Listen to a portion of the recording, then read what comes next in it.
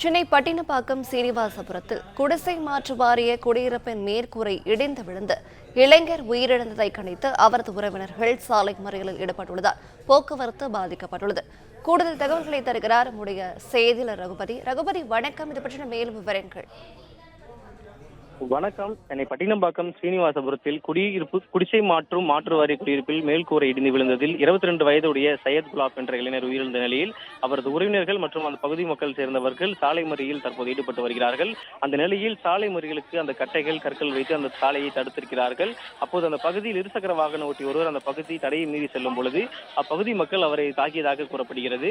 அதே போல அங்கு இருக்கக்கூடிய அந்த எம்எல்ஏ மயிலை வேலு என்று சொல்லக்கூடிய அவர் அந்த பகுதி மக்களிடையே பேச்சுவார்த்தை நடத்தி வருகிறார்.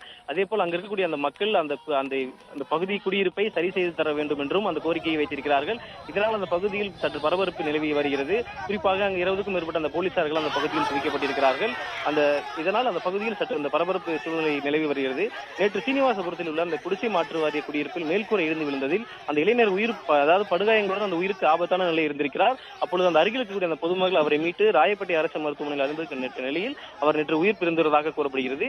அந்த சையத் அந்த மசூதி அருகில் இருக்கக்கூடிய அந்த மசூதியில் தொழுகையை முடித்துவிட்டு வீட்டிற்கு சென்று கொண்டிருந்த பொழுது அந்த 4வது மாடியில் இருந்த அந்த பால்கனி கூரை அந்த குலாப் என்பவர் மீது விழுந்ததாக, அந்த தலையில் அதிக அடிபட்டது காரணமாக அவர் உயிரிழந்ததாகவும் கூறப்படுகிறது.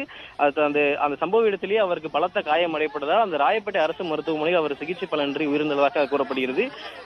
தற்பொழுது அந்த உறவினர் மற்றும் பொதுமக்கள் அங்கு இருக்கக்கூடிய அந்த நிலையில் அந்த சாலை மறியலில் ஈடுபட்டு வருகிறார்கள். அந்த பகுதியில் இருக்கக்கூடிய போலீசார்கள் அங்கு பாதுகாப்பு பணியில் ஈடுபட்டு வருகிறார்கள்.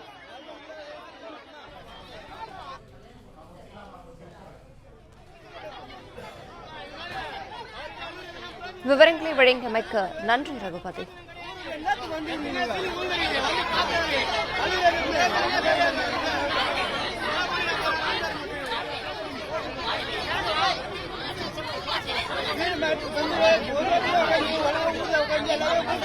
ஒரு